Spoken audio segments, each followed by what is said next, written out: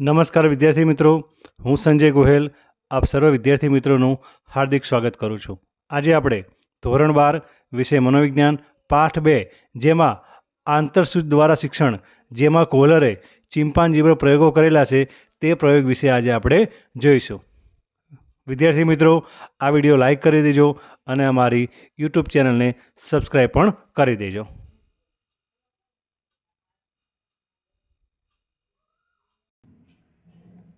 આંતરસૂચ દ્વારા શિક્ષણ insight learning. આંતરસૂચ શિક્ષણ એ એક બોધાત્મક ક્રિયા સાથે સંકળાયેલ શિક્ષણ પ્રક્રિયા છે. જે અગાઉ તમે ધોરણ 11માં બોધાત્મક પ્રક્રિયાઓ તમે ભણી ગયેલા હશો કે જેમાં જે આંતરસૂચ છે એ કેવી પ્રક્રિયા કહેવાય? બોધાત્મક પ્રક્રિયા. એમાં પ્રાણી કે વ્યક્તિની સમક્ષ આવી પડેલી સમસ્યા અંગે તેની અંદરથી જ આંતરસૂચ પ્રાપ્ત થતી જોવા મળે. એટલે કે આપણે કોઈ પણ સમસ્યા આવે એટલે એ સમસ્યા આપણે વિચારીએ છીએ અને અચાનક આપણને કોઈ ઉકેલ પ્રાપ્ત થાય છે. આંતરસૂચ પર સૌપ્રથમ અને સૌથી વધુ ખેડાણ કોહલર નામના સમષ્ટિવાદી જર્મન મનોવૈજ્ઞાનિકે કરેલું છે. આ જે બાજુમાં જે ફોટોગ્રાફ છે એ કોહલરનો ફોટોગ્રાફ છે કે જેને આંતરસૂચ દ્વારા શિક્ષણ અંગેના ઘણા બધા પ્રયોગો કરેલા છે. પરીક્ષામાં પ્રશ્ન આવે કે આંતરસૂચ ઉપર સૌથી વધારે ખેડાણ કોને કરેલું છે? તો કોહલર નામના સમષ્ટિવાદી જર્મન મનોવૈજ્ઞાનિકે. તેમણે પ્રથમ વિશ્વયુદ્ધ દરમિયાન કેનેરી ટાપુ પર ચિમ્પાન્જી પર વિવિધ પ્રાયોગિક અભ્યાસો કરી આંતરસૂચ દ્વારા પ્રાપ્ત થતા શિક્ષણ અંગેનું અવિસ્મરણીય પ્રદાન કરેલું છે. આ જે પ્રયોગો છે તેમને ક્યારે કરેલા છે? પ્રથમ વિશ્વયુદ્ધ દરમિયાન. અને ક્યાં આગળ? કેનેરી ટાપુ. પરીક્ષામાં પ્રશ્ન આવે કે કોહલરે આંતરસૂચ અંગેના પ્રયોગો ક્યાં આગળ કરેલા છે? તો કેનેરી ટાપુ પર કરેલા છે. કોહલરના મતે પ્રયત્ન અને ભૂલ દ્વારા અથવા તો અભિસંધાન જ શિક્ષણ પ્રાપ્ત કરવાની તરાહો નથી, પરંતુ તેઓના મતે શિક્ષણ એ જે તે પરિસ્થિતિની સઘન સમજ અને અભ્યાસથી જ શક્ય બને. એટલે કોઈ પણ પરિસ્થિતિ છે બરાબર, એને આપણે ઊંડાણપૂર્વક અભ્યાસ કરીએ, એ પરિસ્થિતિને આપણે સમજીએ તો આપણે એ પરિસ્થિતિમાંથી કે એ સમસ્યામાંથી આપણે બહાર નીકળી શકીએ છીએ. કોઈપણ પ્રકારના શિક્ષણમાં પ્રાણી કે વ્યક્તિમાં જો આંતરસૂચ પ્રાપ્ત થાય તો તેની સમસ્યા શિક્ષણ માટેના અનેક નિષ્ફળ પ્રયાસોને એકાએક અંત આવી જાય છે. એટલે કોઈ પણ વ્યક્તિ છે એ સમસ્યાને સમજે, જો આંતરસૂચ પ્રાપ્ત કરે તો તેની જે સમસ્યા છે એ સમસ્યામાંથી બહાર નીકળવાનો રસ્તો આપણને પ્રાપ્ત થઈ જાય છે અને ઉકેલ સૂઝી આવતા શિક્ષણ પ્રાપ્ત થાય છે. એ અંગે કોહલરનો ચિમ્પાન્જી વાનરનો પ્રયોગ કે કોહલરે આ જે પ્રયોગો છે એ પ્રયોગો ચિમ્પાન્જી ઉપર કરેલા છે. ઉત્ક્રાંતિવાદના સિદ્ધાંત પ્રમાણે નિમ્ન કક્ષાના પ્રાણીઓમાં શિક્ષણ અનુકરણ દ્વારા પ્રાપ્ત થતું જોવા મળે છે. એટલે કે બીજાનું જોઈને શિક્ષણ પ્રાપ્ત કરે છે. પરંતુ ઉચ્ચ કક્ષાના પ્રાણીઓ છે તેમાં અભિસંધાન અને આંતરસૂચ દ્વારા શિક્ષણ પ્રાપ્ત થતું જોવા મળે છે. આંતરસૂચ દ્વારા પ્રાપ્ત થતા શિક્ષણ માટે કોહલરે વાનરની એક પ્રજાતિ ચિમ્પાન્જી પર પસંદગી ઉતારેલી હતી. પરીક્ષામાં પ્રશ્ન આવે કે કોહલરે કોના પર પ્રયોગો કરેલા હતા? તો ચિમ્પાન્જી પર પ્રયોગો કરેલા હતા. કારણ કે ઉત્ક્રાંતિવાદના સિદ્ધાંત પ્રમાણે માનવ જેવું વિકસિત મગજ ફક્ત ચિમ્પાન્જી અને ઓરાંગ ઉટાંગ જે વાનરની એક પ્રજાતિ છે તેની પાસે જ હોય છે. આમ તો તમે જુઓ તો જે માનવ છે એ માનવની ઉત્પત્તિ પણ શેમાંથી થઈ છે? વાનરમાંથી થઈ છે. એટલે કે માનવ પછી જો સૌથી વધારે વિકસિત મગજ હોય તો કોની પાસે છે? ચિમ્પાન્જી પાસે છે. તેમણે ચિમ્પાન્જી સમક્ષ આવી પડેલી વિવિધ સમસ્યાઓનો ઉકેલ તે કેવી રીતે લાવે છે તે માટે સમસ્યાના પ્રકારોને ચડતા સ્વરૂપમાં રજૂ કરી અનેક પ્રાયોગિક અભ્યાસો કર્યા હતા. જેમાંના કેટલાક રસપ્રદ પ્રયોગો વિશે આપણે અહીં માહિતી મેળવીશું. અહીં 3 પ્રકારના પ્રયોગો કરેલા છે. એક 1 લાકડીવાળો પ્રયોગ, બીજો 2 લાકડીવાળો પ્રયોગ અને ત્રીજો છે ખોખાવાળો પ્રયોગ. પહેલો પ્રયોગ છે સરળ છે, પછી સમસ્યા થોડીક અઘરી છે અને ત્રીજી સમસ્યા છે એ તેનાથી પણ ચડતા સ્વરૂપની છે.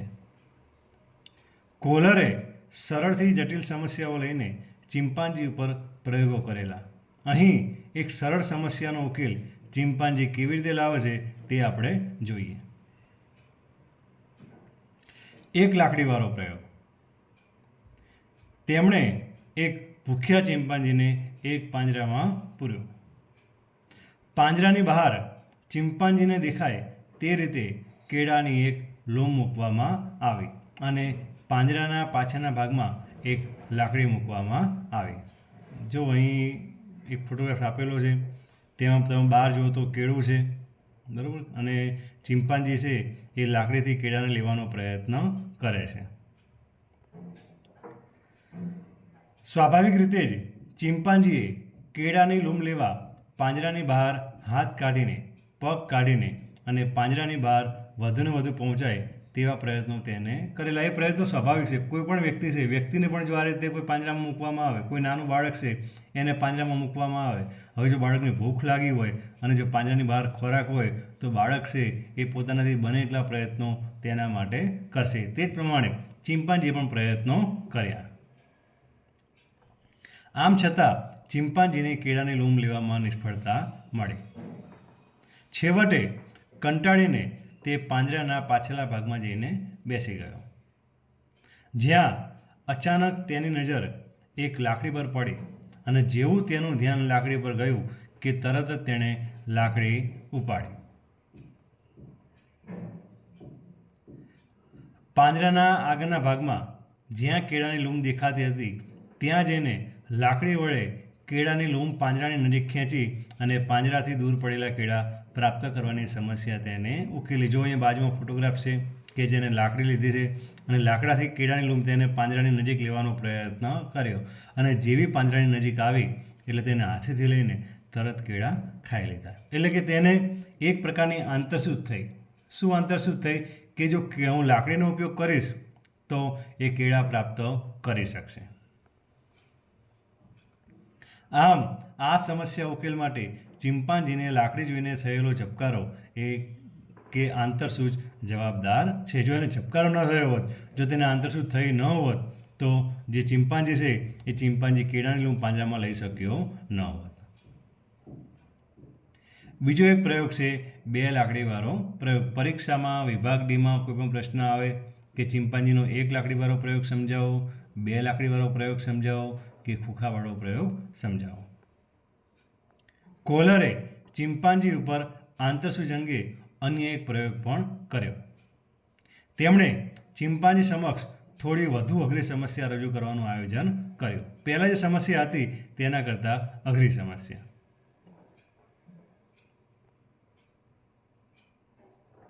તેમણે કેળાની લૂમ પહેલાંના પ્રયોગ કરતાં થોડી વધુ દૂર મૂકી, જે પ્રથમ પ્રયોગવાળી લાકડીથી ચિમ્પાન્જીના હાથમાં આવી શકે તેમ નહોતી.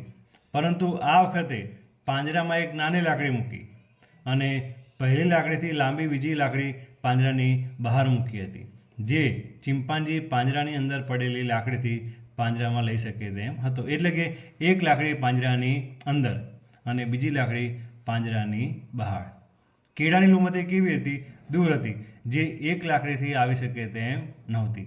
એ ક્યારે આવે કે જે પાંજરામાં પડેલી લાકડી છે એ લાકડીથી જે પાંજરાની બહાર લાકડી પડેલી છે તે જો અંદર લઈ લેવામાં આવે અને બંને લાકડીને જોઈન્ટ કરવામાં આવે તો જ કેળાની લૂમ પાંજરામાં આવી શકે. એટલે આ રીતનો પ્રયોગ છે એ કોલરે કરેલો છે. બાજુમાં ફોટોગ્રાફ્સ આપેલો છે કે એક તમે જુઓ તો એક લાકડી પાંજરાની અંદર ચિમ્પાન્જી પાસે છે અને બીજી લાકડી પાંજરાની બહાર પડેલી છે અને બહાર કેળાની લૂમ છે.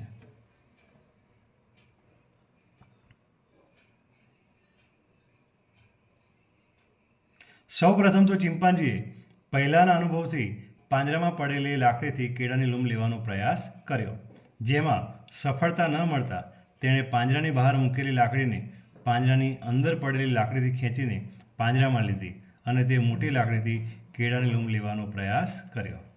જે નાની લાકડી હતી એનાથી તેને શું કર્યું? મોટી લાકડી પાંજરાની અંદર લીધી અને મોટી લાકડીથી કેળાની લૂમ લેવાનો પ્રયત્ન કર્યો, પણ સફળતા મળી નહીં. કેળા આ લાકડીથી પણ વધારે દૂર હોવાથી ચિમ્પાન્જી કેળા પ્રાપ્ત ન કરી શક્યો. આથી નિરાશ થઈને લાકડીઓ વડે રમત કરવા લાગ્યો. રમત રમતા રમતા અચાનક બંને લાકડીઓ એકબીજા સાથે જોડાઈ ગઈ, જો અહીં બાજુમાં ફોટોગ્રાફ છે કે શું રમત રમતા રમતા જે બે લાકડીઓ છે એ બે લાકડીઓ ચિંપાંજી જોડી નાખે છે. લાકડીઓના જોડાવાથી એકદમ ચિંપાંજીને આંતરસૂઝ થઈ અને તરત જ બંને લાકડીઓ જોડાવાથી બનેલી એક મોટી લાકડી વડે કેળાની લૂમ પાંજરા પાસેથી તેને ખેંચી લીધી. આમ પહેલાં કરતાં થોડી વધુ અઘરી સમસ્યા પણ એ પોતાની આંતરસૂઝથી ઉકેલી શક્યો. એક લાકડીવાળો પ્રયોગ અને બીજો છે બે લાકડીવાળો પ્રયોગ. બે લાકડીવાળા પ્રયોગમાં રચના કેવી છે કે એક લાકડી પાંજરાની અંદર અને બીજી મોટી લાકડી પાંજરાની બહાર. જે કેળાની લૂમ છે એ ઘણી દૂર છે. ક્યારે આવી શકે? જ્યારે બે લાકડી ભેગી કરે ત્યારે. ત્રીજો પ્રયોગ છે ખોખાનો પ્રયોગ. કોલરે થોડી વધુ અઘરી સમસ્યા રજૂ કરીને આંતરસૂઝ દ્વારા શિક્ષણ પ્રાપ્ત કરી શકવાની ચિંપાંજીની ક્ષમતાને ચકાસી હતી. આ પ્રયોગના આયોજનમાં તેમણે ઊંચી છતવાળા ઓરડામાં 3 ખોખા મૂક્યા હતા. આ ઊંચી છતવાળા ઓરડામાં કોલરે વચ્ચોવચ્ચ કેળા લટકાવ્યા. જો અહીં આગળ રૂમમાં ખોખા મૂકેલા છે અને છત છે એ છત ઉપર કેળા મૂકેલા છે.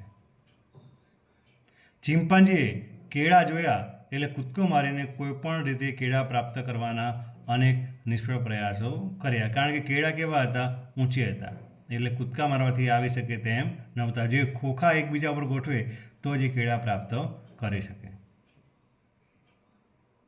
ત્યારબાદ અચાનક ખોખા પર ધ્યાન જતાં ઓરડાના ખૂણામાં પડેલ ખોખાને ઓરડાની વચ્ચોવચ્ચ લાવી તેની ઉપર ચડી કેળા લેવાનો પ્રયાસ કર્યો. તમે જો બાજુમાં તમે જોઈ શકો છો કે એક ખોખા પર બીજું ખોખું તેને મૂક્યું, પણ તો પણ તેને કેળા પ્રાપ્ત થઈ શક્યા અને તેને નિષ્ફળતા પ્રાપ્ત થઈ.